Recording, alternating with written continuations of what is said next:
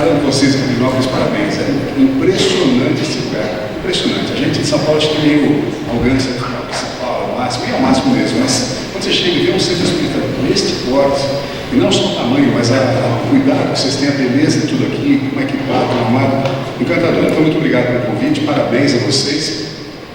E quando você falava, eu ali fazer minha oraçãozinha, pedindo a Deus exatamente isso, que permita, né, que eu consiga comunicar com as pessoas aqui, né? O que nós vamos ver hoje é esse tema que ele deram, que é o Evangelho e Vida. Em inglês tem um termo que eles falam, como chama? Disclaimer, né? Assim, você faz uma declaração prévia, é quase um pedido de desculpas. Eu vou fazer isso com vocês hoje aqui. O que eu vou falar hoje aqui não é bem tradicional, assim, do Espiritismo, sabe? São coisas que eu vou tocar, que talvez soe para alguns de vocês ou para todos, né, meio estranho. Mas é para que nós possamos pensar. Então eu peço que vocês vejam isso que eu estou falando hoje aqui com abertura de mente, né? Para tentar entender se faz sentido ou não. E pode ser que não faça, tá bom? Seguindo esse tema aqui. Mais uma coisa aqui, que delícia ver arte, né? Tanto aqui quanto aqui. No evento espírita, que beleza, né? É bom a gente ser tocado pela arte. Bom, começando, temos que dar o Evangelho e Vida, né? Então, sobre o que é que nós vamos conversar hoje, né? E eu acho que vale a pena, se vocês quiserem, no finalzinho a gente abre um bate-papo, se quiserem comentar, discordar, concordar, perguntar, né? Tá bom? Vale a pena. Acho que pode deixar um pouquinho mais escuro se der, mas, bom, se der para ver também tá bom. Vejam aí o que eu pensei em falar com vocês hoje. Bem-aventurados os aflitos, amai vossos inimigos, fora da caridade uma salvação, você pode servir a Deus, é mamon. Muitos chamados, poucos escolhidos, e não coloqueis a candeia debaixo do alqueire. Conhecem essas coisas? Já ouviram isso? Pois é, nós não vamos falar disso, porque isso é chato. Nós vamos falar tudo isso de outra forma, né? Então é uma brincadeira aqui, mas assim, esse Espírito chegou e você fala, mas de novo, né? O Espiritismo é tão espetacular, tão interessante, que dá para você abordar todos esses temas de uma forma mais interessante. Eu espero conseguir fazer hoje com vocês aqui. Olha a foto dessa moça, dá uma olhada no rosto dela. Eu acho uma moça muito interessante. Ela tem o cabelo enroladinho ali, os brincos apertadinhos, um sorriso interessante, um pedaço da boca mais para o lado, puxadinho, cheio de sardas, e parece uma pessoa que está bem consigo mesma, não parece? Eu não sei quem ela é uma foto qualquer. Pois eu acho que nós espíritas devemos falar com essa moça, com essa geração, e não está acontecendo isso, né? Cada vez mais no centro espírita tem pessoas como eu, grisalhos ou carecas como eu também, né? Só gente mais velha. A gente precisa talvez pensar em linguajar nosso, e mais uma vez, o espiritismo tem coisa tão legal que dá para ter uma linguagem mais arrojada, mais interessante, abordar temas reais, concretos, atuais e falar com essas pessoas, né? Se a gente tiver, imagina essa moça de novo, se a gente vê no centro espírita e a gente fala para ela, ó, é o seguinte, mamon, alqueire, candeia, óculo e abelha. Que língua é essa? Né? Eu não entendi nada do que você está falando, né? E são passagens de Jesus muito interessantes, mas será que ela não está mais interessada nesses outros temas? Dá uma olhada lá. Transexualidade, suicídio, aqueles medicamentos à base do princípio ativo da maconha, né?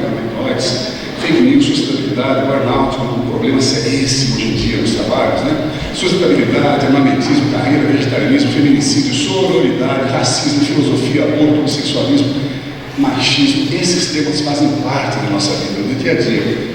E não sei aqui, mas normalmente o Espiritismo não fala muito disso. Ou se fala de uma forma muito maniqueísta, muito dura, muito punitiva, né? Muito pecaminosa. Será que é isso que a gente deve fazer? Bom, eu acho que ela está mais interessada naquilo lá. Mas o nosso tema hoje é esse aqui, Evangelho e Vida, né? Então vamos entrar um pouco nele. Eu fui olhar o que é Evangelho. A gente acha que sabe, mas é como sempre olhar no dicionário, né? E achei o seguinte, vem dessa palavra aí, ó. Evangelho, né? Uma palavra grega que significa uma boa nova, uma notícia legal. Quando nasce uma pessoa bacana, tal, isso é uma boa notícia, o Evangelho. No caso do cristianismo, é a vida de Jesus, né? A palavra de Jesus, o exemplo de Jesus, sobretudo, que é o significado do Evangelho. Então, o que importa agora é o seguinte: o Evangelho, no nosso sentido, é uma informação relevante, de qualidade e útil. E vida? Bom, de que vida a gente está falando? Né? Tem um monte de vidas diferentes. Será que a gente está falando desta vida aqui, a vida encarnada? Será que nós estamos falando desta vida aqui, a vida antes e após a vida? E aqui tem outra coisa interessante: em geral, a gente não se preocupa com a vida anterior à vida. A gente se preocupa com a vida posterior a esta vida, né? Aonde será que eu vou? Será que eu vou para o nosso lar? Ai, tomara que eu vou para o nosso lar. Eu estou passando 99 de 100 espíritos é para o nosso lar, né? E a gente esquece um pouquinho a vida anterior, mas tem a tal da vida eterna, né? E no comecinho do Evangelho segundo o Espiritismo tem lá uma fala de Sócrates, né? Platão provavelmente disse, que ele fala o seguinte: a preocupação do sábio é mirar na vida eterna, porque essa é muito mais importante. Mas como é que você faz? Você faz atuando na vida encarnada. Então o que nós vamos falar hoje aqui é um pouco isso. Como é que nós podemos atuar na vida encarnada hoje, aqui, agora, em Divinópolis, na sua família, para ter uma vida mais interessante e melhor, que vai construir essa vida eterna mais simpática, melhor para cada um de nós e para todo, né? Essa é a nossa conversa de hoje aqui. Nosso lar versus nosso lar. Qual a diferença de um nosso lar para o outro? Estão vendo alguma diferença? Um está em maiúsculo, o outro está em minúsculo, né? Vamos ver essa frase aqui. Enquanto estamos fascinados com o futuro utópico em nosso lar em maiúsculo, será que não deixamos de construir uma, entre aspas, utopia viável já, aqui, agora, no nosso lar em minúsculo? E é justamente para isso que encarnamos. O que está falando aí para a gente? O que é o nosso lar em minúsculo? O que é nosso lar em minúsculo? Aqui agora, a nossa casa, a nossa família, né? É o pessoal do seu prédio, é o pessoal da sua escola, do seu trabalho, né? É o hoje. Essa frase é um cara que eu gosto muito, sou eu mesmo. Está no meu livro, o próximo livro que sai agora, em agosto. Mas o que eu estou pondo aqui é mais ou menos o seguinte: olha, esse livro eu tento buscar, e olha, aqui é o primeiro lugar que eu falo desse livro, não foi lançado, sairá agora, dia 8 de agosto. Então, a primeira vez que eu falo essas coisas é com vocês aqui em Divinópolis, né? Eu peguei esse livro e fiz mais ou menos em cima dessa fala de Sócrates e Platão também, que está no Evangelho, que diz o seguinte: as mais belas preces e os mais belos sacrifícios agradam menos a divindade do que uma alma virtuosa que se esforça por assemelhar-se a ela. Olha que interessante. Ou seja, quer rezar boa, né? Mas mais importa você agir adequadamente. Se Deus quer alguma coisa da gente, o que Deus quer? Que a gente fique rezando? Acho improvável. Melhor que provavelmente Ele quer que a gente haja adequadamente, né? E aí tem uma série de temas que tem a ver com o nosso dia a dia de hoje, nossa vida de hoje, que está nesse livro que eu vou abordar hoje aqui. O nosso tema é Evangelho e Vida. Se a gente pegar aquela frase de Sócrates e Platão, a gente devia pensar isso, né? Como é que eu faço para ser uma alma virtuosa? Está ali já digo, a gente tem que se esforçar para semelhar-se à divindade.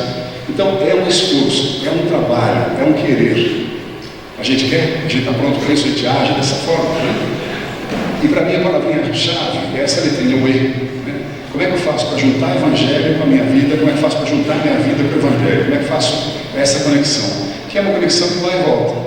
Eu olho o Evangelho, olho o que está escrito lá e falo: caramba, não estou pondo isso na minha vida, eu ainda não sou assim, mas eu quero, então eu vou começar fazendo isso, isso aqui está difícil para mim, vou pegar essa outra coisa, começa a trazer esses exemplos para dentro da nossa vida.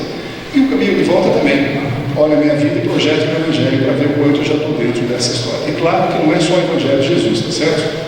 Qualquer coisa na nossa vida nos educa. Quando você observa no trânsito alguma coisa, quando você vê uma pessoa que trabalha com você, quando você vê a sua atitude, a outra atitude do outro, tudo isso está nos educando, tudo isso está nos ensinando a aprender melhor. Vamos começar vendo um pouquinho o Espiritismo, né? Espiritismo é uma religião? Quem acha que sim, levanta a mão. Pouca gente. Quem acha que não, então o resto. Vamos de novo, quem acha que sim? Um pouquinho mais de gente, tá bom. Quando eu chego o censo na sua casa, pergunto a religião: você tem religião? Sim. Você responde o quê? Espírito. Eu faço isso também. Apesar que eu acho que o Espiritismo não é religião. E tem mais uma pessoa que acha não também, mas chama ele Allan Kardec, eu acho que é o nome do cara. Kardec fala que não. Aliás, deixa eu pegar o livro aqui para mim. Ele fala claramente que o Espiritismo não é religião. Dá só um segundinho para mim.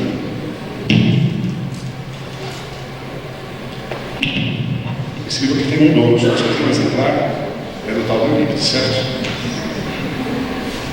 No comecinho, põe aqui, tem alguns trechinhos que o Kardec fala uma coisa interessante.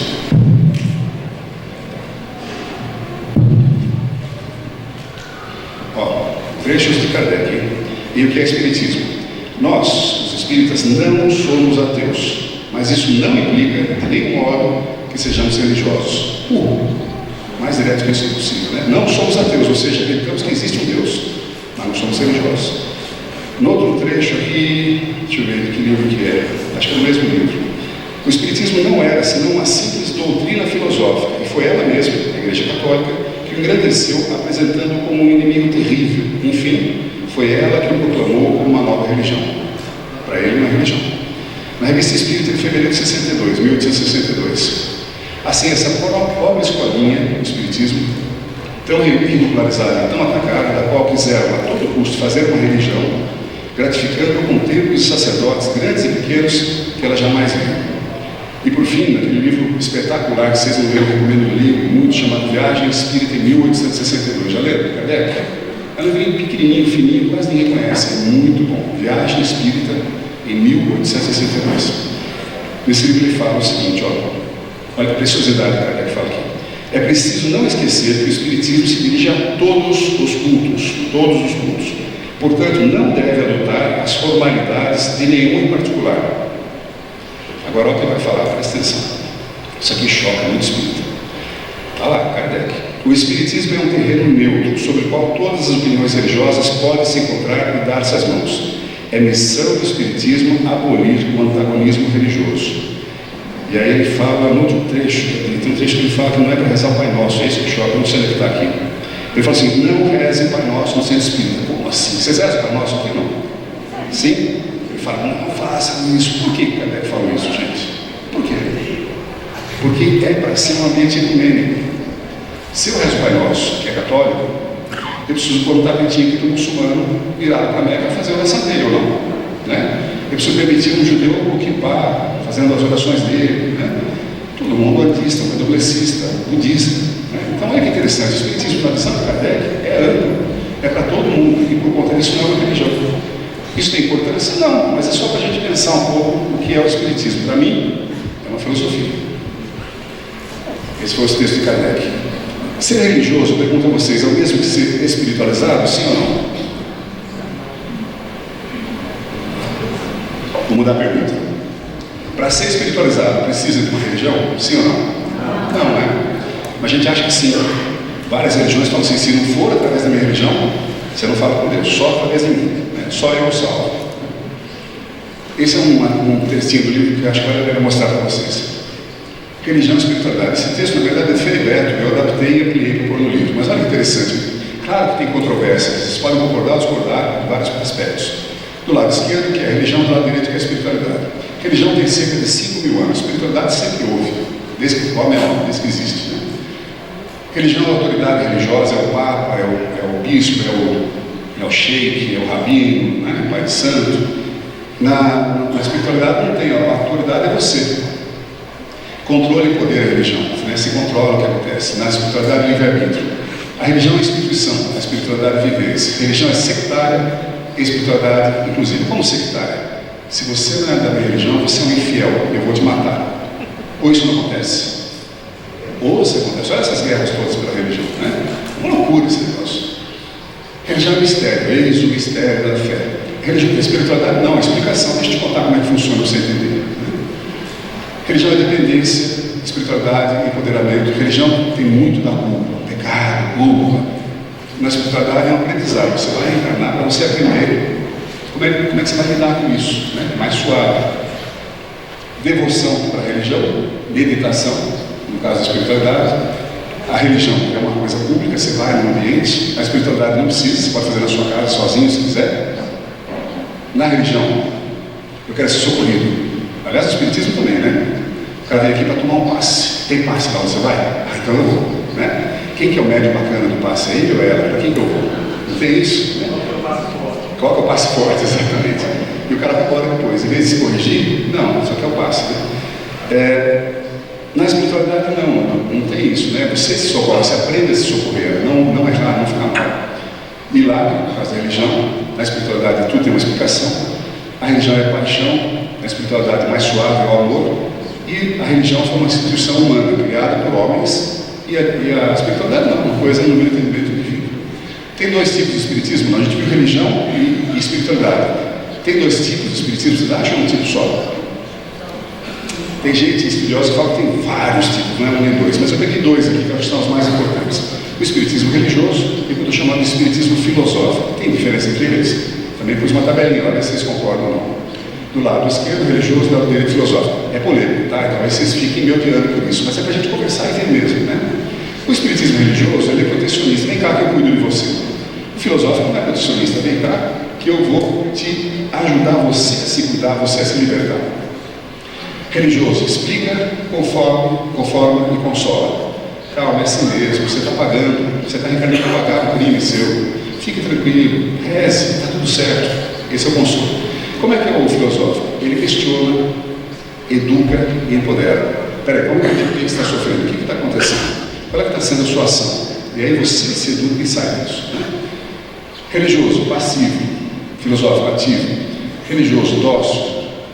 Filosófico, conflituoso, é difícil, né? Você vai ter que encarar seus problemas. Você tem coragem de encarar seus problemas e saber que são seus e que você vai resolvê-los? Precisa ter coragem, né? Médiuns brasileiros, mais no espiritismo religioso, são os livros românticos, né? Os romances. Então você teve tal lugar, e assim, o cara, não sei o que, aquela coisa embolada, adocicadinha, que a maioria de nós gosta.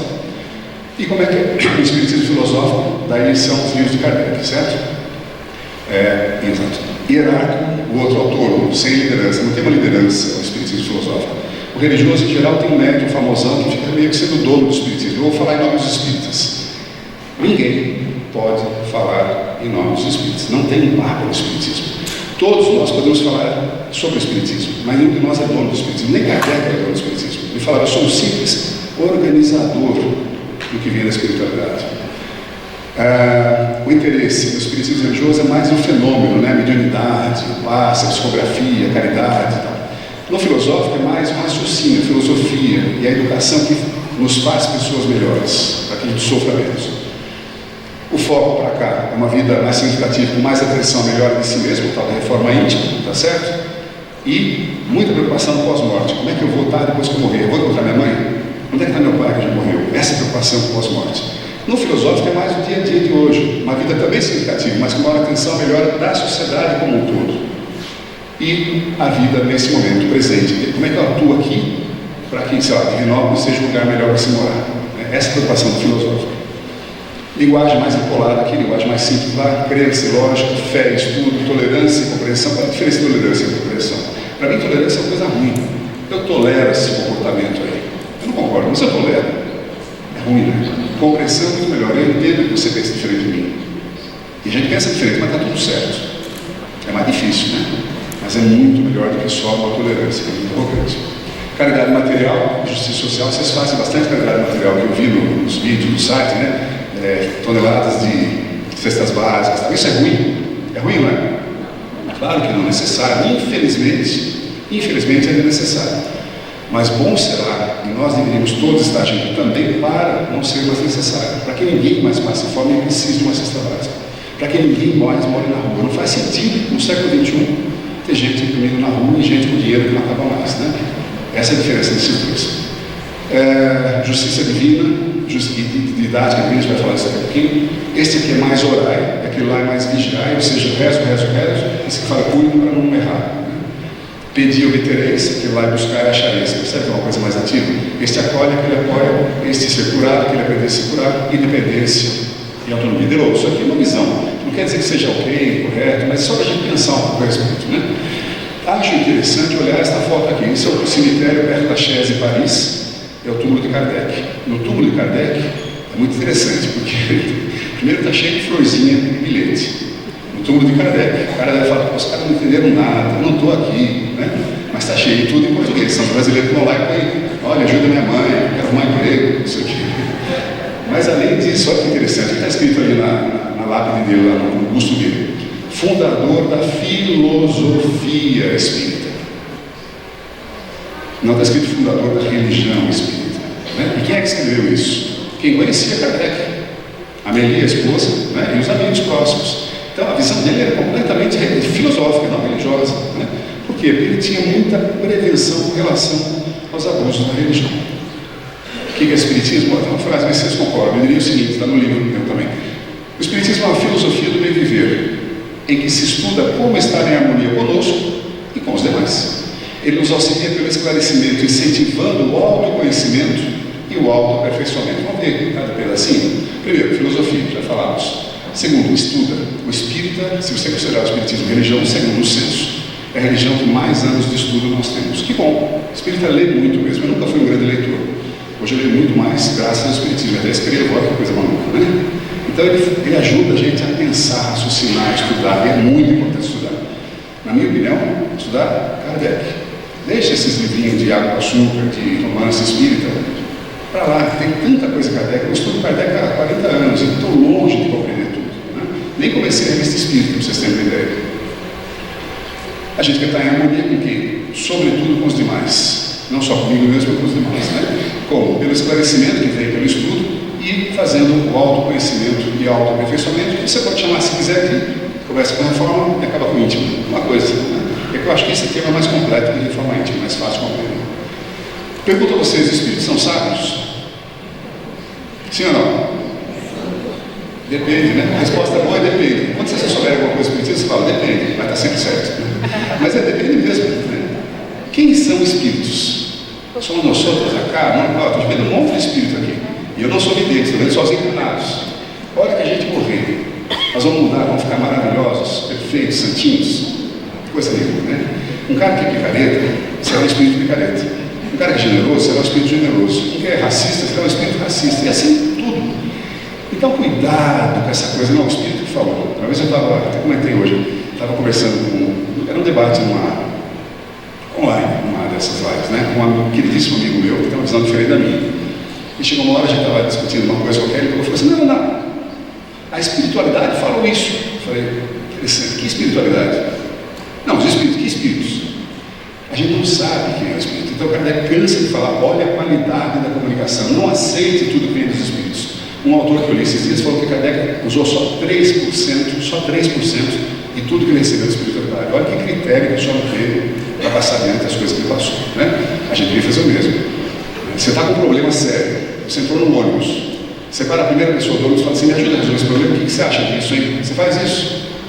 Obviamente não. E por que a gente faz isso com o espírito? Porque a gente tem na cabeça que o espírito é uma coisa maravilhosa, um santo. Não é, não necessariamente. Quem são os obsessores? Olha o obsessor aí. É isso o obsessor? Não é, a gente acha que é. A gente tinha esse gosto horroroso. Né?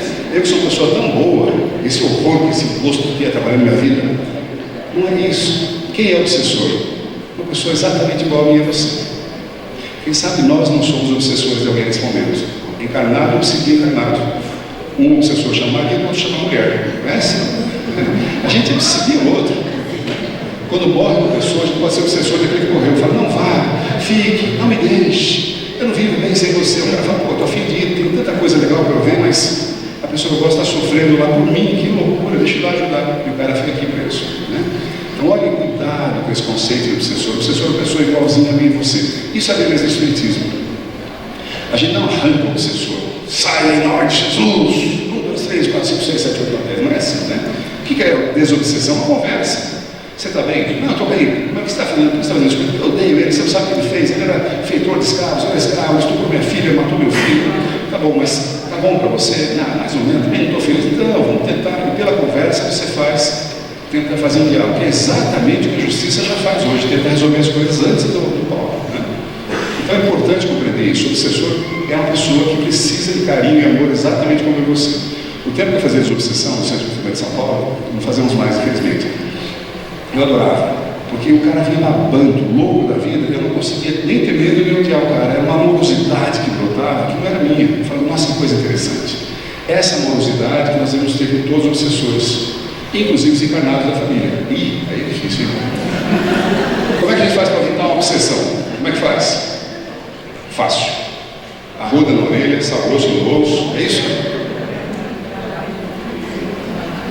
É muito fácil. Ou não é fácil, mas é possível. Como é que a obsessão acontece? É mental, certo? Imagina o cérebro com vários buraquinhos. São as frestas por onde entra a obsessão. Né?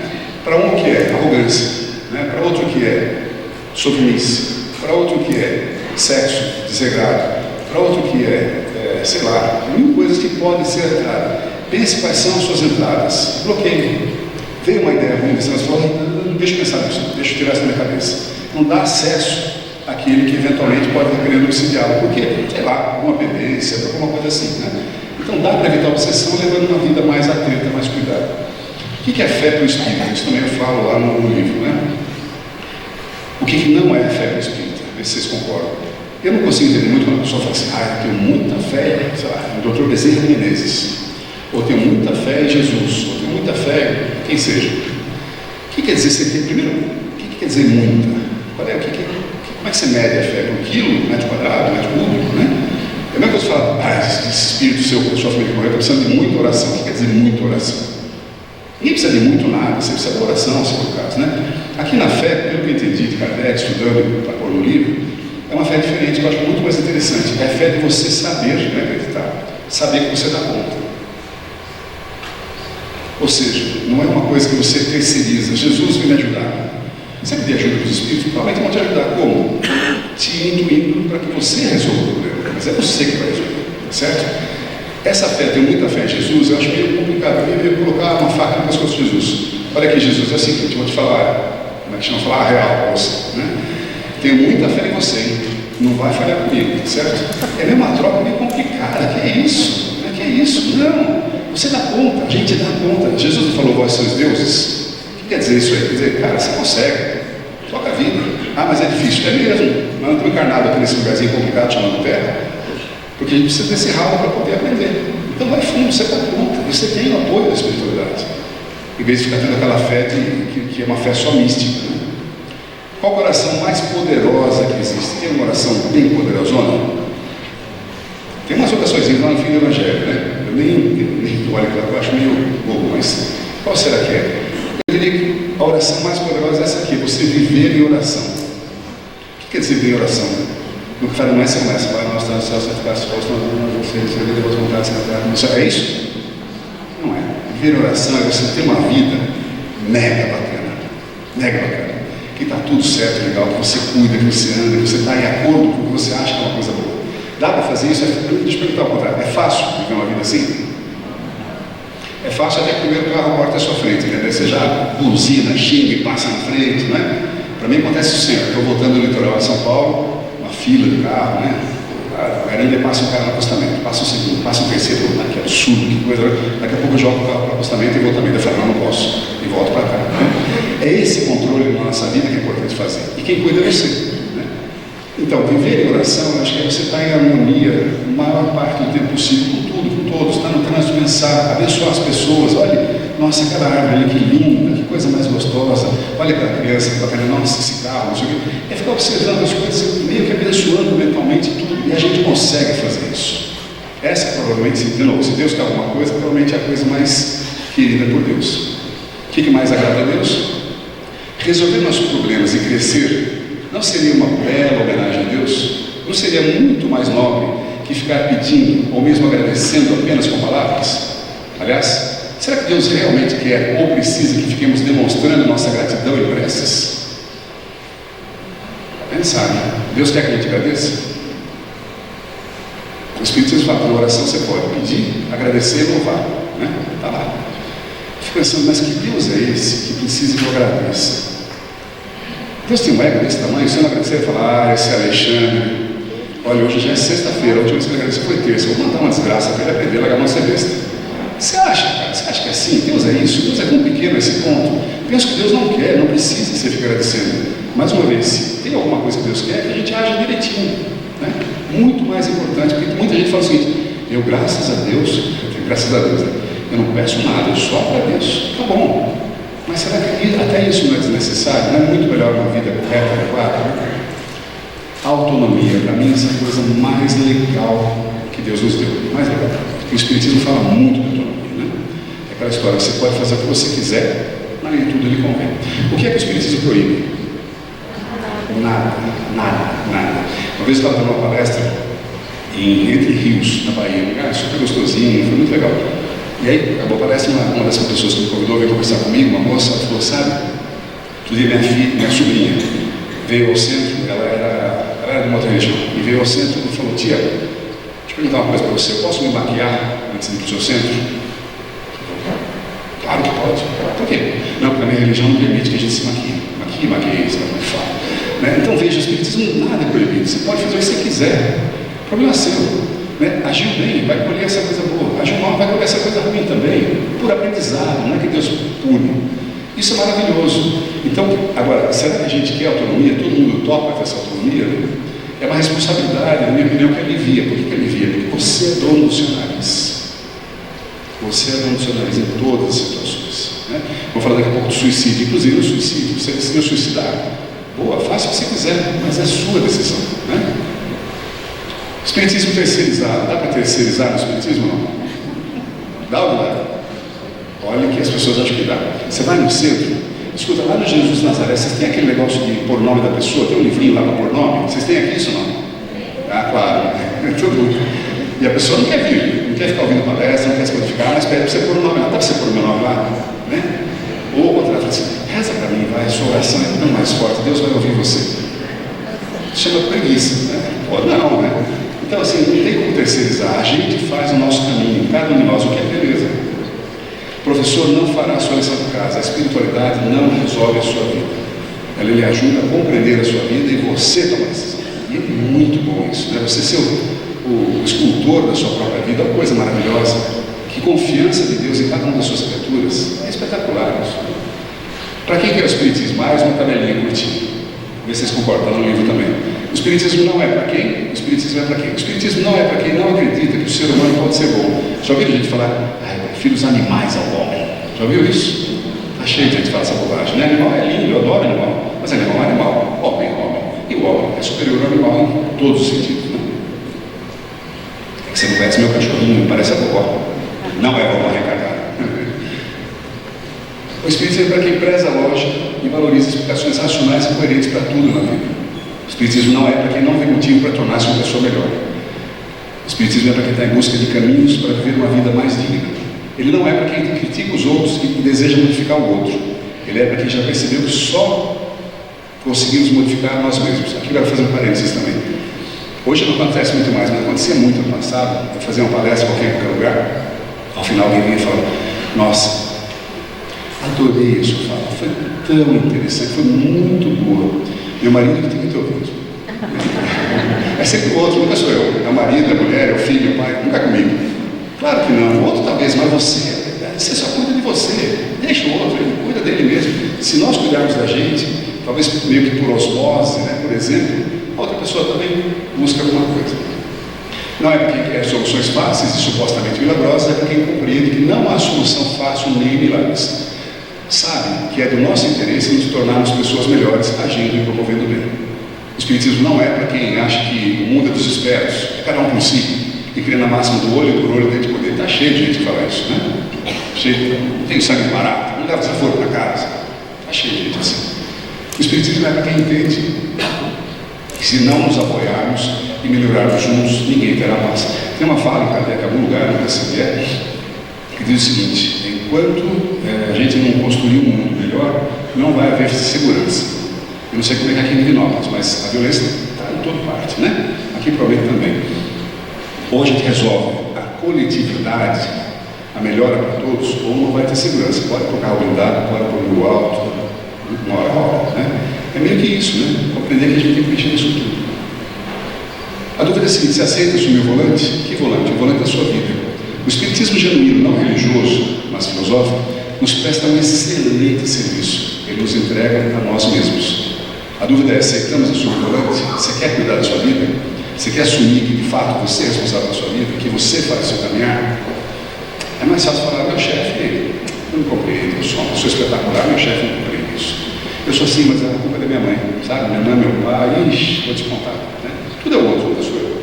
E claro que os outros têm influência sobre a nossa vida, mas quem resolve a sua vida é você. Não é nem o espiritismo, é a compreensão de como caminhar. Nossas atitudes. Família, escola e trabalho. São lugares difíceis, né? Mas é onde a gente aprende muito. Na família no começo e durante toda a vida. Na escola e sobretudo no trabalho também. No trabalho, você vai ter, Jesus falou mais inimigos. Eu diria que no trabalho a gente tem apenas 3 inimigos. Quais são eles? O chefe, o pai e o subordinado. Só esses 3. Né? O chefe, que ele imbecil, que não compreende a minha genialidade. Né? Os pais e os sacanas, que querem me dar um traçapé e pegar meu lugar. E os subordinados, essa banda de competentes que me deram. Claro que estou exagerando, mas é meio isso, né? E é ali que você vai ralar. Vai ter gente que não concorda com você, vai discordar de você. A gente vai apurando o nosso modo de ser no trabalho. Família é a mesma coisa. Você tem um cunhado chato, não? Toda família tem um cunhado chato, né? Será que é ele? Será que somos nós? Mas sempre tem uma coisa ali que vai ralar. é aquele cara que acaba com o Natal, né? Faz uma brincadeira que o Natal vai para o vinagre. Né? Qual é a salvação que o Espiritismo fala? Tem religiões que falam o sangue de Jesus, a morte de Jesus veio nos salvar. Faz sentido isso, não? O Espiritismo é lógico. Qual é a lógica em uma pessoa que foi torturada e assassinada porque era um ativista político, era um cara que não concordava com o que estava acontecendo? Os líderes religiosos, no caso os judeus, tá? E os líderes políticos, no caso do Império Romano, não concordavam, mataram o cara, torturaram e mataram. Né? Isso nos salvou de alguma coisa? Tirou o nosso pecado? O que quer dizer isso? Né? Como é que o Espiritismo entende a tal da salvação? Vamos ver, ver se vocês concordam. O Espiritismo que salva não é ser espírita, não adianta. Não é frequentar o centro, não é cumprir penitência, pagar o dízimo, comprar indulgência, orar, fazer promessa, o sacrifício do corpo. O que salva, entre aspas, é o empenho em se tornar uma pessoa melhor, por meio do autoaperfeiçoamento e da prática da caridade e do bem. Por que isso salva? Acho que é meio assim, ó. Primeiro, o que quer dizer salvar, né? Olha essas duas figuras aí, estão olhando? Elas estão igualmente meio, não? Claramente não, né? Para mim, desse lado de cá, é a tal da perdição, e esse lado de cá é a tal da salvação. Olha a expressão desse moço, olha a expressão dessa moça. Que diferença, né? Para esse cara, de fato, existe o inferno. Está na cabeça dele, está no dia a dia dele. Porque ele é um cara que está mal com todo mundo, brigando com todo mundo, brigando com si mesmo. E ela, aparentemente, já superou isso. Ela está bem. Ela talvez esteja no céu. Na cabeça dela está no céu. Mesmo no ambiente inóspito, ela consegue lidar melhor com a situação. Né? E aí, fazer um parênteses aqui também. O Espiritismo não nos livra dos problemas. Certo? Não vai acabar. Esses problemas sempre acontecerão. E eles não são ruins, eles nos educam. Eles vêm para nos exigir raciocínio melhor. O que o Espiritismo faz é nos ensinar como lidar com esses problemas para que não soframos tanto com eles. Mas se a gente entende que aqui é, entre aspas, perdição e salvação, como é que faz para ir daqui para lá? Hein? Eu acho que é assim, ó, autoconhecimento e autoaprimoramento. Primeiro, quem sou eu? Por que eu estou agindo assim? Por que eu estou chateado? Por que eu estou alegre? Por que eu estou triste? Por que eu fiquei bravo com tal situação? Por que eu me magoei com tal pessoa? Por quê? Quando você começa a perguntar os seus porquês, você começa a se entender a si mesmo. E a partir do momento que você tem o autoconhecimento, mais fácil fazer o autoaprimoramento. Deixa eu mudar esse comportamento que não está bom. Ele me machuca e machuca as pessoas que eu amo. Faz sentido? Não é esse o caminho da melhor? Né? Mas tem que estar afim, tem que querer. E quando você começa, é bom demais. Mas a gente fala muito em salvação com essa frase, né? Todo espírito adora essa frase, né? Fora da caridade, não há salvação, né? Ela é problemática? Eu acho que ela é problemática. Por que eu acho que é problemática? Porque a gente tem de caridade o quê? A caridade material. O Centro de Profimento de São Paulo, e seguramente aqui vocês também, entrega cesta básica, entrega enxoval para mãe carente, o que mais a gente faz lá? Sopa na praça, né? Levar sanduíche na praça, cobertor no inverno, São Paulo faz muito frio, né? Essas ações, mais uma vez, claro, elas são boas, elas são meritórias e ainda, infelizmente, necessárias. Mas talvez a gente devesse entender caridade de uma forma mais ampla. Eu acho que é fora do amor uma salvação. Essa caridade não pode ser só física. É o relacionamento com quem? Sobretudo com os da sua casa. Começa em casa. Com o marido, com a mulher, com o filho, com o pai, com a mãe, com o cunhado, com o tio. E também com o porteiro do prédio, e também com o zelador, com o síndico, e também com o pessoal do trabalho, e também com o guarda que cuida da cancela, e também com a moça do caixa do supermercado, e também com o policial. Vocês agradecem o policial? Eu, de vez em quando, agradeço. Obrigado. Obrigado por você estar aí cuidando. O policial é um trabalho duro, né? O cara põe a vida dele em risco. A gente, em geral, não agradece. Né? E coisas como essa, né? Para fazer o amor rodar. E o amor, ó, nessa turma aí que a gente viu ali atrás, nas coisas mais difíceis, nos trabalhos mais difíceis, né? Tem uma frase atribuída a Jesus que teria dito o seguinte: os saudáveis não precisam de médico. O que Jesus está falando aí? Não é com quem é bacana, com quem você gosta, aquele primo que você adora. Esse é fácil. É com as pessoas difíceis da sua vida que tem o maior mérito de cuidar. É com esses que você precisa não ter tolerância. Lembra da sua tolerância? Se você conseguir ter compreensão, é melhor que tolerância. Ele ou ela pensa diferente de mim. E está tudo certo. Porque eu sou um espírito, ele ou ela é outro espírito. Eu tive esta encarnação, ele teve esta encarnação. Vivemos coisas diferentes. Por consequência, olhamos a realidade com um ângulo diferente. A caridade é suficiente, a gente já falou, acho que não é necessária, mas eu queria que a gente pensasse além dela. Continue com ela, ótimo, meritório. Mas como é que eu faço para mudar a sociedade? Como é que eu faço para que as pessoas não precisem mais do que está no Evangelho? Migalha do rico que cai vai alimentar o pobre, né? Não faz mais sentido ter gente morando na rua, não faz mais sentido ter gente passando fome. E tem. A chave da evolução espiritual, olha, deixa eu ver se eu tenho uma ideia. evolução espiritual é o autoconhecimento, tá certo? Mas qual é o maior inimigo em seu progresso? Kardec fala que é o egoísmo, né? Sem dúvida é, mas talvez tenha outra coisa, que é a ignorância. Quando eu não penso na minha vida, eu vou em modo automático, não adianta, eu tenho que parar e pensar, por que quem sou eu, como é que melhor, como é que eu vou adiante, né? O sofrimento. Quando eu comecei no Espiritismo, não sei de vocês, eu falava assim, Espírito é tudo louco, os caras falam que é bom sofrer. Como assim é bom sofrer? É bom sofrer? É necessário o sofrimento? Sim ou não? Sim, não. Essa é a grande dúvida, eu acho. Vamos ver um pouco aqui. Primeiro, precisa sofrer? Olha aí, o Espiritismo não prega a aceitação do sofrimento. Muita gente acha que sim, né? Ah, você está passando por isso porque você precisa pagar, né? Calma lá. Isso afasta muita gente do Espiritismo. Não prega a aceitação do sofrimento, da justiça, da dor e da exploração do homem pelo homem, em troca de um futuro glorioso do pós-morte. Longe disso. Olha, você está sofrendo agora, mas, queridos, você vai pagar um karma, na próxima encarnação você vai voltar uma libélula, essa é uma vida maravilhosa e tal. Não é assim, né? Existe karma no Espiritismo, esse conceito é espírita? Não é. Ele é das religiões asiáticas, né?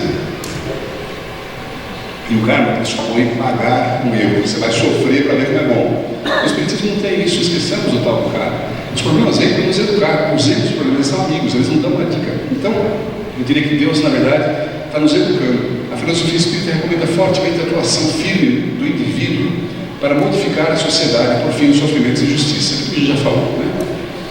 A gente pode interferir no karma de uma pessoa, sim ou não? Essa é uma novidade, sim. Você pode ajudar uma pessoa que está sofrendo a parar de sofrer, ou ela tem que passar por aquele sofrimento para evoluir? O que você acha? Sim ou não? Posso? Quem acha que posso? Levanta a mão. Ah, bastante. Quem acha que não posso? Quase ninguém ou ninguém. E é verdade, a gente pode e deve ajudar o outro. O que você vai fazer ali talvez seja exatamente o que falta para aquela pessoa acordar e mudar o comportamento dele ou dela. O Espiritismo fala claramente: ninguém precisa sofrer. O sofrimento não é uma punição, não é um Deus que veio lá e fazer você sofrer porque ele adora ver as criaturas dele sofrer. O sofrimento só vem quando é necessário para nos alertar. Ó, presta atenção aí, presta atenção. Isso aí não está bom. É para isso que é sofrimento. Resolveu, ele desaparece, vai embora, não precisa. Então, sim, você pode e deve ajudar aquela pessoa. A reencarnação, eu acho que é um incentivo, um intensivão. O que é o intensivão? Você vai aprender muito em pouco tempo. É isso a reencarnação. Você vem aqui para ralar para caramba, para aprender muito. É só isso. Então, ralar faz parte da nossa reencarnação, né? Deus castiga, já vimos que não, tá certo? Sofrimento ou felicidade na visão espírita não são punição, tampouco recompensa divina. Para o Espiritismo, Deus não é passional como os humanos. Não fica distribuindo castigos e benefícios. Deus não é uma pessoa. Não se ofende, não fica distribuindo castigo, não fala, gosto mais daquele do que desse. Não tem isso, né? A gente sofre pelos nossos atos, e está tudo certo, vai aprendendo. Então, o que as pessoas chamam de justiça divina, eu pergunto, será que não é melhor a gente pensar que isso, na verdade, é didática divina? É Deus nos ensinando, permitindo que nós aprendamos? É bem diferente, né? E aí eu fui procurar no dicionário para ver se eu estava certo o negócio que eu pensei e tá. Sofrer tem uma acepção que é a mais conhecida, que é de padecer. Ah, é duro, é doído, machuca. Esse é um jeito de entender a palavra sofrer. Mas tem outro que é de passar, experimentar uma situação. Ele sofreu um amadurecimento muito grande nesses últimos anos. Desde a adolescência agora, ele amadureceu, sofreu um amadurecimento. Sofreu não no sentido de dor, mas de passar pela situação. Acho que esse é muito mais o sofrimento que o Espiritismo fala. Uma experiência que você vai passar, não necessariamente uma dor que você vai passar. Como é que acaba o sofrimento? O sofrimento existe apenas como alerta para nos incentivar a mudar e aprender a melhorar. Se buscamos aperfeiçoar determinado comportamento, aquele alerta chamado sofrimento deixa de ser necessário. Ninguém precisa sofrer se não tem uma razão. Então, não quer sofrer? Não precisa. Agora temos polêmicos aqui. O Espiritismo é de direita ou de esquerda? Começou com política. Política e centro espírita, que é isso? Né? O Espiritismo não é de direita, o Espiritismo não é de esquerda, o Espiritismo não é de centro. E não, de vez em quando surge a ideia, vamos fazer um partido político espírita, uma bancada espírita, ou vamos botar naquele deputado, aquele senador, porque o cara é espírita. O Espiritismo não emite atestado de idoneidade nem de capacidade. Então não é porque o cara é espírita que você vai votar nele. Não precisa um partido espírita, né? Você pode ser de esquerda, você pode ser de direita, você pode ser de centro, tanto faz, né? O que importa é que a gente pense e age, como é que age, né? A passa Grécia não está muito longo esse negócio. Desigualdade socioeconômica, né? Um dado que eu pus no meu livro lá. O homem mais rico do Brasil, se ele pudesse repassar sua fortuna para si mesmo, para usar nas próximas reencarnações, quantas reencarnações seriam necessárias para ele gastar seus quase 200 bilhões de reais, não é milhões. Cada bilhão são 1.000 milhões. Então esse cara tem 200 mil milhões de reais. Vocês têm esse dinheiro? É dinheiro pra caramba, né? Quanto tempo você acha que precisaria para gastar esse dinheiro todo? Se essa pessoa usasse a média de gasto brasileiro, levaria quase 4 milhões de anos para gastar esse dinheiro todo. É dinheiro pra caramba, né? Será que está certo uma única pessoa ter tanto dinheiro assim, quanto muita gente passa fome? Né? Coisa para se pensar. Está lá no livro dos Espíritos, não é política esse negócio. A desigualdade das condições sociais é uma lei da natureza. É uma lei da natureza? A resposta é não. É obra do homem e não de Deus. Ou seja, tem que ter uma melhor distribuição de renda. Também fala o seguinte: não adianta distribuir para todo mundo igual, que vai desigualar de novo. Está tudo certo. Mas não pode ter também essa distribuição para todo mundo igual. Espiritismo e homossexualidade, o tema que eu trato lá também. Como é que o Espiritismo vê a homossexualidade? Tudo bem ou não tudo bem? Mais ou menos, não? Não, o cara é homossexual, tudo bem, mas ele não pode dar passe, porque a energia dele é muito pesada. Já viram essa bobagem? Né? Mas por que a energia do homossexual é mais pesada que a heterossexual? Porque o homossexual é muito promíscuo. Heterossexual não é, né? Se você for olhar dado do... Como é que chama quando você estuda criança? É pedofilia. Pedofilia é quase tudo heterossexual, não é homossexual. Né? Então, cuidado com esses preconceitos. Né? Quando vocês tiveram aqui outro dia, o Andrei, né? Eu uso bastante ele no meu livro, tem um livro ótimo sobre isso. Uma pessoa alta pode amar outra pessoa alta, sim ou não? Pode ou não pode? Claro que pode. Uma pessoa obesa pode amar outra obesa? Pode. Se espíritos que habitam corpos parecidos podem ser amados, por que isso não se aplica a espíritos encarnados em corpos semelhantes, seja de homens ou de mulheres? Um corpo ama outro corpo. Um cotovelo não se sente atraído por outro cotovelo. Os espíritos são os espíritos que, por afinidade de sentimento, se amam. Essa frase, afinidade de sentimento, está em Kardec. O que nos atrai, você com a pessoa que você gosta, é afinidade de sentimento. Pode ser homem com homem, pode ser homem com mulher, pode ser mulher com mulher, né? Os espíritos gostam de si mesmos. É isso que é importante. Então, cuidado com esse preconceito. Para mim, o que é? Uma união afetiva, uma união espiritual, ou seja, espíritos parecidos que estão a fim de estar juntos. E está tudo certo. O problema não é ser homossexual ou heterossexual, o problema é como você age, né? Quem você é nas suas ações. Isso aqui é falando um pouquinho, aqui eu não vou entrar muito em detalhe, mas eu falo também no livro sobre transexualidade, também baseado no livro do Andrei, que teve aqui outro dia com vocês, um livro excelente sobre transexualidade, eu aprendi muito. Olha ali aquela imagem, por exemplo, digamos que a moça, que é pequenininha, ela se sente homem, e o rapaz, que é mais alto, se sente mulher. O que o Andrei fala, que eu usei no meu livro também? A literatura espírita demonstra que o perispírito é modelável e varia de aparência de acordo com o pensamento, a vontade e a personalidade do espírito. Está claro isso no espiritismo, né? A gente molda o perispírito. Portanto, o perispírito de uma pessoa trans vai refletir exatamente o gênero que essa pessoa sente ser, não o seu corpo material apresenta. Se nesta encarnação a pessoa recebeu um corpo feminino, mas o espírito se sente homem, o perispírito, que reflete a mentalidade do espírito, apresenta a forma masculina. O perispírito obedece ao espírito, não ao corpo. O que está dizendo aqui? Na verdade, aquela pessoa que se sente de um gênero diferente do que está, o perispírito dela já está com aquela configuração, está só refletindo isso, né? Por que isso é importante? A gente fala assim, não pode fazer cirurgia espiritual, você vai estar maculando o perispírito, vai mexendo no perispírito, vai estragar o seu perispírito. Não, o cara está só adaptando o corpo ao que o espírito e o perispírito já são, já sentem. E se isso fosse verdade, a gente poderia fazer o quê? Nem cirurgia plástica, nem tirar a bola do nariz, nem tirar a vesícula, nada, né? Você não podia mexer com nada. Então, repensar também essas questões. Machismo, racismo e outros preconceitos. Vocês viram que recentemente acusaram o Kardec de racista, e de fato, tem falas que, para o que nós aprendemos hoje em dia, são absolutamente racistas em Kardec. Só que tem que lembrar que Kardec escreveu isso em 1860 e poucas, quase 200 anos passados, né? Naquele momento era outra compreensão das coisas. Isso não quer dizer que esteja tudo bem, tem que fazer a correção, né? Mas tem que pôr em contexto sempre, né? Machismo e racismo, por exemplo, não faz nenhum sentido para quem acredita na reencarnação. Você vai nascer em outro gênero, você vai nascer em outra etnia. Então, por que essa etnia é melhor que aquela? Porque não tem nenhum sentido uma bobagem dessa, mas tem espírita que é. Espírita fala bandido bom e bandido morto? Sim ou não? Tem espírita que sim. Ou se não fala, pensa, pelo menos. Para nós, talvez fosse melhor fazer o seguinte: bandido bom é ex-bandido. Não é? E será que nós todos não somos ex-bandidos? Talvez algum de nós ainda sejamos bandidos, né? Mas se nós estamos reencarnando há milhões de anos, será que a gente nunca foi um assassino? A gente nunca matou ninguém? A gente nunca roubou? A gente nunca estuprou? Nunca pensei isso em mim, né? Pois pense. Qual é a história da humanidade? A gente invadia a tribo vizinha, invadia o povoado vizinho, invadia a cidade vizinha, invadia o país vizinho, e ainda hoje faz isso. A hora que você invade, o que acontece? Olha a guerra lá em Israel. Né? Você aprisiona, escraviza, tortura, assassina, estupra. Ou não é essa a história da guerra? É isso, até hoje. Então, se nós estamos reencarnando, possivelmente nós fizemos isso também. Então, cuidado com essa história de bandido tem que matar, só matar. Até porque você matando, você matou o espírito, você matou o corpo do cara, que é de menos. Ele continua pensando daquele jeito. Né?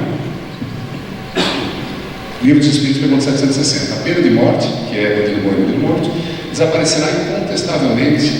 A sua supressão marcará o progresso da humanidade. Quando os homens estiverem mais esclarecidos, a pena de morte será completamente abolida. Aborto, tema super complicado. Eu falo no livro, não vou nem abordar tanto aqui. Primeiro que é longo, eu gasto 10 páginas desse livro novo para falar dele. Mas eu acho que a gente devia repensar o aborto dentro do Espiritismo. Acho que a nossa postura, em geral, é muito inclemente. Não espírita, não cristã, com aquela pessoa que aborta. Tem situações. Essa semana, não sei se vocês viram, uma menina de 12 anos, acho que foi até Belo Horizonte. Foi Belo Horizonte que morreu uma menina de 12 anos de complicações no parto. A frase menina de 12 anos, complicações no parto, nem deveria estar junto, não faz nenhum sentido menina de 12 anos ter complicação em parto. E morreu. Né? Não sei se foi estuprada ou não sei detalhes. Mas é um problema de saúde pública gravíssimo. E a gente devia pensar muito como a gente trata esse assunto. Né? Mas só trago uma questão aqui, olha isso aqui. Nós espíritas gostamos de falar em livre-arbítrio. Cada um de nós tem autonomia e ela deve ser sempre respeitada em qualquer situação. Temos nossas crenças religiosas e morais. Se não desejamos fazer algo por motivos religiosos, não façamos. Ninguém tem o direito de nos obrigar a ir contra nossas crenças. Não quer fazer aborto? Não faça. Aliás, acho que ninguém quer fazer aborto. Não tem ninguém favorável ao aborto. Ninguém é favorável ao aborto, que é muito traumático. É que tem situações que o aborto, uma criança de 11, 12 anos, 9, acho que até de 9, já 10 teve, que está grávida, não vai ser mãe, né? Da mesma forma, não podemos obrigar ninguém a agir ou deixar de agir de acordo com nossas crenças religiosas ou morais. Elas são nossas, não dos outros. Servem para nós, mas talvez não sirvam para outros. Isso também tem que ser respeitado. Só para a gente pensar um pouco nisso, né? Vale a pena refletir sobre essa questão. Suicida, outro negócio complicado. Vou escrever um livro sobre suicídio a seguir. Não será um livro espírita. Entendendo um pouquinho como é que funciona o suicídio, não o suicídio em si, mas pós-suicídio, como é que fica a família. Eu faço uma opinião para vocês, se aqui tiver alguém que conheça alguém que teve suicídio na família, e essa pessoa topar falar comigo, eu quero entrevistar famílias para falar o que foi bom, o que foi ruim, o que te ajudou a superar essa coisa tão difícil que é o suicídio em família, e o que foi ruim, para poder tentar ajudar as pessoas que passam por isso, né? Mas, só falando de suicídio, eu não recomendo de jeito nenhum aquele livro clássico, qual é? Memórias do Suicídio. Lá é um horror, aquilo é pior que o Inferno de Dante, né? Esse livro, a Fé, demorou acho que 10 anos para publicar, porque tinha dúvidas se publicava. A dona Ivone falou que não era, como você agora fala, ela sonhava, ela reproduzia. E se você ler o começo ali, a pessoa está sendo estuprada o tempo todo. Será que Deus permite que ela... Que Deus é esse? Que é uma pessoa que não está bem mentalmente, porque não está. Né? Qualquer estudioso de suicídio fala o seguinte: a pessoa não quer se matar. Ela quer acabar com uma dor que ela julga insuportável, infindável. Tem mais ruim que eu não lembro. Assim, ele quer se livrar daquela dor, não é acabar com a vida. Então a pessoa não está bem. Como é que pode ser unida desse jeito? Não faz, na minha opinião, nenhum sentido. Espiritismo é uma criação coletiva. Já naquela época não tinha um dono, né? Normalmente. Todo mundo. Imagina quantos espíritos trabalharam com Kardec, né? Falando, ajudando e tudo mais. Indo agora para o nosso finalzinho aqui já.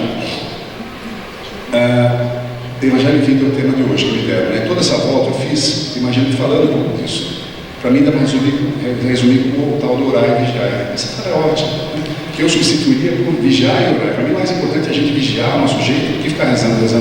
Quer rezar? Boa. É importante? Sim, ajuda você a se concentrar. Mas muito mais é cuidar da nossa própria vida, né? E talvez deve fazer 3 coisas: orar, vigiar e agir. Agir por quê? Para melhorar a sociedade. Nós, cidadãos e nós, espíritas, na minha opinião, temos obrigação, porque temos mais compreensão de muita coisa, a ajudar a sociedade a melhorar. Mas eu não sou deputado, eu não sou empresário. Você é uma pessoa que age numa região, no seu prédio, no seu trabalho, na sua família. Ali a gente começar a ter ações para melhorar a sociedade. Isso é fundamental para que as coisas caminhem. E é isso que é. A gente saindo aqui de uma pessoinha neandertal, né, muito atrasada, indo para um estado mais angelical. É assim que a gente foi, melhorando, né? E também fazendo isso a gente melhora a tal da Terra. Sai do famoso mundo de provas e expiações, que é esse que a gente está, que é pesado, né? A gente acaba aqui. e vai para o mundo que todos nós queremos, que é o tal da regeneração. Não é perfeito ainda, mas já é bem melhor. Assim a gente chega lá. Aí, fazendo o cross-check, nem avião, né? Vamos ver se a gente cumpriu as coisas todas. Pergunta, será que a gente deu conta de falar de Evangelho Vivo? Vamos ver lá aquele comecinho, lembra que a gente brincou, isso aqui era chato? Eu acho que nós falamos sim para essa moça. A gente falou de bem-aventurados aflitos. Eu acho que falamos. Quando a gente falou da dor, do sofrimento, aquela coisa toda. Falamos de amar nossos inimigos? Acho que sim. Quando a gente falou que a gente tem que agir no nosso entorno, com as pessoas do nosso entorno. Fora da caridade da salvação, seguramente falamos. Falamos de uma caridade extramaterial, além da caridade material. No servir a Deus e Mamon, falamos de dinheiro, a importância de dar condições de vida para todos. Muitos chamados, poucos escolhidos, sim. Entendendo como é que é o Espiritismo, como é que a gente consegue estar nessa turma aí, né? E não coloquei essa candeira embaixo do alqueire, assim, divulgar o Espiritismo. Nós estamos divulgando, cada um de vocês está divulgando o Espiritismo a todo momento. Eu acho que sim, a gente deu conta, fazendo como? Acho que trazendo Kardec nos dias atuais. E essa fotografia de Kardec, claro que é uma inteligência artificial, mas acho ela muito louco, né? Porque só tem aquela foto de Kardec sisudo, fechado, né? Porque naquela época não podia sorrir fotografia. Aquilo está rindo. Devia ser um cara assim, bacana, bom de conversar, né? Eu queria ter conversado com esse sujeito, né? Deve ter sido uma experiência muito boa. Então, o que eu peço a vocês é que pensem nisso. Se a gente está falando uma linguagem que interessa às pessoas que vivem no mundo atual, né? Porque se a gente ficar só numa conversa fadonha, igrejeira, aliás, o censo deu isso, não sei se vocês viram, caindo no número de espíritas, viram isso? Menos espíritas do que vinham, né? E crescendo o número de não religiosos, olha que interessante. Olha que interessante, porque as pessoas estão falando, essa papagaiada eu não quero. Essa papagaiada eu não quero. Eu comentava hoje sobre um casal mineiro, que meu sobrinho e a mulher dele, que moram em Lavras. Ele é professor doutor, ela é mestra na universidade, ele trabalha na universidade. Os dois espíritas, ela da vida inteira, espírita e ele espírita depois de adolescente, os dois largaram o espiritismo. Por que largaram o espiritismo? Falaram, tio, não dá. É muito chato, uma conversa chata, enfadonha, repetitiva, não vai adiante. Vamos pensar sobre isso, né? O espiritismo é maravilhoso, tem coisas espetaculares, a gente tem um monte de coisa muito interessante e atual. Por que não trazer isso para a casa espírita, para a conversa na casa espírita? Né? Então, eu encerro só mostrando o livro, eu não tenho nenhum pudor de falar do livro, porque eu não recebo um centavo, é todo doado, tá? Os meus espíritos todos eu dou na receita. Ele está em pré-venda na Amazon, em vários lugares, vai ser dia 5 de agosto agora. E tem meio que tudo que a gente falou aqui, ó. Essas coisas tudo estão lá, tem um glossário no final, com 100 termos espíritas, sobretudo para quem não é espírita, para entender essa conversa toda, tá bom?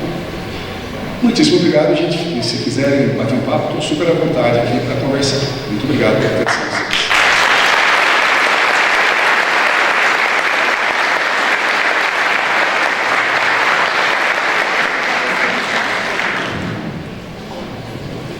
Nossa gratidão ao Sr. Alexandre por todo o carinho conosco. Alguém quer aproveitar, já que ele deixou a deixa, quer fazer alguma pergunta, quer participar conosco aqui, a gente aproveitar o momento. Está reservado o salão até meia-noite e meia. Aliás, a gente fechou o portão, inclusive. Você quer? Vamos lá aproveitar o momento, porque veio de tão longe, São Paulo, né? Saiu de Congonhas hoje, vai estar conosco aqui participando. Boa noite, querido. Primeiramente, você fundiu meu cérebro essa noite. Tá tudo pegando fogo aqui agora. Mas eu quero falar um pouco. Você trouxe um tema que é muito relevante e eu vou fazer de público aqui uma pergunta. Eu espero que depois ninguém me xingue separado. Mas você falou sobre a transexualidade, a homoafetividade, uma série de temas que vem fazendo parte do nosso cotidiano realmente. E eu tenho uma questão comigo, assim, por que um transexual, de um modo geral, ou mesmo uma pessoa que não se identifica com o gênero no qual nasceu, será que a espiritualidade errou no corpo? Será que ele atraiu o zigoto errado ali na hora da concepção? Ou será que era para ele realmente repensar e moldar o seu perispírito para aquilo que ele veio, né? Seja um homem na energia do masculino, não estou dizendo sobre o amor. Ele pode amar um outro homem, ou uma mulher amar uma outra mulher. Mas será que ele não nasceu para repensar e reprogramar o seu próprio perispírito para poder se adequar àquela situação? Então a resposta é não sei. Porque sabe, essa é outra coisa interessante. Uma amiga minha fala isso, fala, espírita tem uma filha que fala que não sabe. As pessoas perguntam frequentemente na rede social assim, dá para você explicar o Alzheimer? Como é que o espírito do Alzheimer? Eu falo, não tenho a menor ideia. Dá para você explicar o autismo? Não tenho a menor ideia. Dá para você cuidar de não falar de coisa que não sabe, né? Nesse caso eu não sei. A pessoa me ligou para falar disso, estava aqui ontem, que era o André. Tem um livro dele chamado Transsexualidade na Visão Espírita, uma coisa assim, é excelente, recomendo que leia, né? Então eu vou falar do que eu li lá. Do que eu li lá, não é assim. Tem um depoimento de uma transexual, que agora eu não sei, uma pessoa trans. Ela fala assim, Deus me colocou numa situação trans, no corpo trans, para eu agir assim, Deus quis isso, e eu sou trans. Então foi Deus que me fez trans, Deus me fez de um jeito e eu tenho que mudar para outro, né? É uma postura interessante, eu acho, né? E é como ela enxerga assim, desse jeito, fala assim, olha, eu sou mulher, vamos dizer que seja, nasceu corpo de homem, não lembro qual era o caso. Eu sou mulher e todo esse corpo tem que entrar dentro de mim. E quando você vê os depoimentos lá, é tão triste, tão grave, todos falam a mesma coisa, olha, desde criança eu não me sentia bem nesse corpo. Eu queria cortar o pênis, eu queria mudar, assim, é coisa horrorosa. E fora a escola, né? Criança é duro, né? Então o bullying, terrível, terrível. E tudo. Vai num banheiro que não é o banheiro que a pessoa acha que é adequado, e a pessoa sempre desde criança. E aí tem um pai falando uma coisa interessante, falando, a gente entendeu que não dá para mudar uma coisa que a gente pensava muito antes que meu filho era homossexual. Depois pensando que não, ele é menino. E hoje trata ele como menino, que não tem como mudar uma coisa que a pessoa é de fato de fundo. E é um depoimento lindo desse pai. Então acho que a gente tem que entender com essas pessoas a dificuldade. Vários falam que são espíritas trans, né? Isso acho que é tudo mineiro, o André é daqui, né? E o médico que fala com ele, ele é médico, outro médico também é daqui. E ele fala um depoimento de uma lá que eu lembro, que fala, mais uma, são duas, que fala o seguinte, eu só reencarnei quando eu fiz a cirurgia, porque até então não era eu estava num corpo que não era eu. Olha que coisa, para nós que não somos trans, difícil compreender isso. Mas imagina que você encarnou com um corpo de cachorro, você não é cachorro, você fala, eu não sou isso aqui, o que eu estou aqui, barulho o rabo, latindo, eu não sou esse negócio, né? E é até pior, porque tem um preconceito de homem, mulher e tudo mais. Então acho que é difícil para a gente compreender, o melhor seria entender deles mesmos, mas o que eu li ali me diz que a gente tem que ter a compreensão de falar, está tudo certo. Né? E a gente tem essa compreensão, não, é um fato, né? É o que você falou, então está conosco aqui, né? Nós, centro de São Paulo, deu um pau outro dia numa reunião online, justamente com esse assunto. Uma pessoa falou, eu não admito, eu não aceito o trans aqui no centro. E tem, senão não quer alcança. Então, eu acho que vale a pena a gente pensar como é que cada um de nós entende a situação. E, de novo, é um entendimento pessoal. O meu entendimento não é isso. Você veio para tentar mudar. Deus deu aquele jeito para você viver aquela experiência e a gente avança. De novo, não sei. Algo mais? Alguém mais? Alguma coisa mais?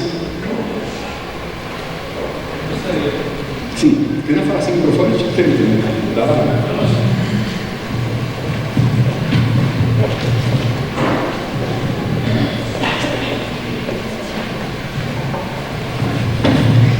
Um assunto polêmico, né, como quase todos aí, mas eu identifiquei bastante praticamente todos os pensamentos, o assunto, acho que enquadra os pensamentos parecidos. Porém, um deles, o único que para mim ficou um pouco divergente dos pensamentos, é o do aborto. Do aborto, eu enxergo o aborto conforme tudo que eu posso reciclar. Eu não sou mulher, né, então eu teria talvez dificuldade de colocar no lugar de uma mulher e não sei se eu acabei fazendo ou não um aborto, né, então não sei, poderia falar isso com experiência, mas com o meu observar hoje, eu entendo que quem não quiser o filho, existe várias pessoas querendo, necessitando talvez aqui de ser pai, mãe, então por isso talvez eu não enxergo correto, isso é o meu entendimento, conforme eu talvez não enxergo correto, eu queimar uma roupa que eu não quero ela mais, eu poderia doá-la, o alimento também que não me serve, eu posso doá-lo. Então o aborto eu não concordo, eu não acredito que seja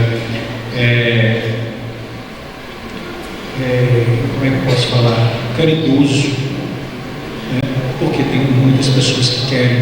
Então, eu só Eu só não concordo nessa questão por causa da caridade, porque nós poderíamos ser pais e mães caridosos doando. Algumas observações. Eu não falei muito do aborto aqui, porque é muito complexo, é seguramente o tema mais polêmico do livro, é o que vai dar mais pau, né? Seguramente. Primeira questão, a gente concorda ou não com o aborto? Ele acontece, e muito, né? Eu ponho dados no livro, é impressionante, eu não vou lembrar da cabeça, mas acho que são 200 mil internações por ano de aborto clandestino quando a mulher teve um problema, né? Porque o aborto que se faz, você não pode fazer oficialmente, vai fazer clandestino. Quem é pobre, quem é rica vai numa clínica, vai fazer no exterior, está tudo certo, né? No Brasil você pode fazer aborto se você é anencefalia, se corre risco de vida da mãe ou se for estupro.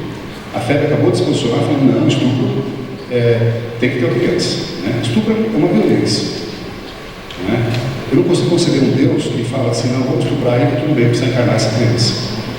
Se você ler Kardec, bem naquele capítulo que fala do aborto, no livro, cada uma das respostas, eu vou analisando a resposta. Chega uma hora que ele fala o seguinte, Kardec pergunta e o espírito responde, o que acontece com o espírito abortado? Ele fala, vai reencarnar de novo. Ele fala, qual é a consequência para ele? De uma encarnação, de uma oportunidade perdida. Para mim, esse é o entendimento melhor. Primeiro, de novo, acho que ninguém quer o aborto. Não acredito que seja alguém falando. A gente fala, você é a favor do aborto? Não, eu não sou a favor. De jeito nenhum. Mas se não houve a educação sexual, se não houve cuidado para evitar a concepção, tem situações que eu acho que o aborto é adequado. Quando você lê a Allan Kardec, e volta a falar criança de 12 anos, e tá, aliás, o índice de crianças até 14 que abortam é enorme. Pode falar, mas a menina tocou, ela tem 14 anos, já é adolescentinha, ela tocou. Pela legislação brasileira, qualquer relação sexual com menor de 14 anos é crime. Né? Então não há relação. Mas ela é prostituta. A criança de 12 anos não se prostitui, alguém pôs ela na prostituição. Né? Então, de novo, o problema de saúde pública é gravíssimo, enorme, e vai continuar acontecendo. Se faz aborto com agulha de tricô infectada. Quer dizer, olha o que nós estamos fazendo com a população para não permitir um aborto legalizado, porque ele continuar acontecendo, esse é o meu ponto. Quando você lê Kardec, ele fala o seguinte, além dessa coisa toda, se você tem um cuidado, ele fala o seguinte, o espírito, o feto tem uma vida vegetativa e animal, até o encarne. Mas começa na concepção a aproximar. Sim, começa a aproximar. Não está. No meu entendimento, lendo Kardec, ele fala isso no livro, não está ali o espírito, não está na barriga da mãe. O que está ali é uma concepção biológica.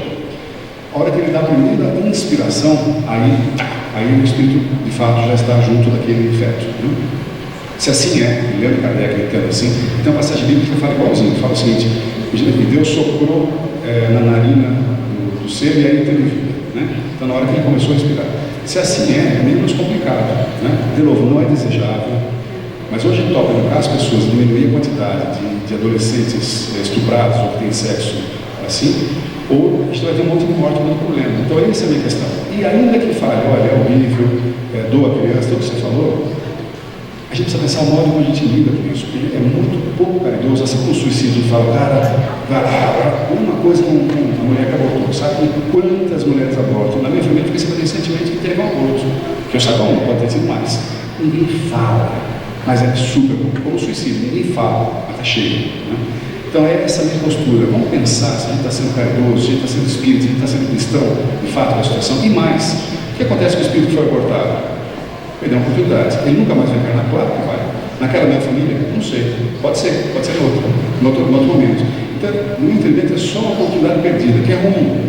Mas é uma oportunidade perdida, que será retomada no momento seguinte. Talvez numa situação muito melhor. E naquela situação seria malquisto, não teria condições de criar e tal. A questão que você fala de doar, também não sei se é exatamente assim. Eu tenho na minha família, acho que são uns 10 primos, sobrinhos que foram adotados. Alguns deu muito certo, outros não deu. Mas não é fácil a adoção. Está cheio de criança que não é adotada. Fica lá largada. Por quê? Porque é negro, ou porque tem uma deficiência qualquer. E vai, até 18, daí fala, até logo, vai cuidar da sua vida. Né? É muito complicado a adoção também. Não é uma coisa simples assim, a doa está tudo certo. Se for magrinho, bonitinho, tem mais chance. Né? Menino. Então, não é tão simples, eu acho, sabe? A gente precisa ter esse cuidado de pensar melhor. Eu acho que só vale a pena, no mínimo, a gente pensar sobre isso. A gente está tendo uma postura mais caridosa, mais cristã nessa situação com essas pessoas. Mas é um tema super complicado, super polêmico. E é onde eu acho que vai dar um pau no livro, porque nem todo mundo concorda. Mas acho que vale a pena pensar e ler Kardec, atento a cada resposta para ver onde é que está a gravidade tão grande disso tudo. Se nós somos encarnacionistas, vamos encarnar. Muito bem. aqui nossa amiga Marlene. Rafael, cadê ele? Sumiu? Eu sei de onde veio esse presente. Rafael desistiu? Queria entregar a lembrancinha, pequena lembrancinha da nossa Semana Espírita. Gratidão a você mais uma vez, meu querido, pela contribuição conosco. Mais uma vez, pessoal, gratidão sempre, meu querido. Uma salva de palmas para ele.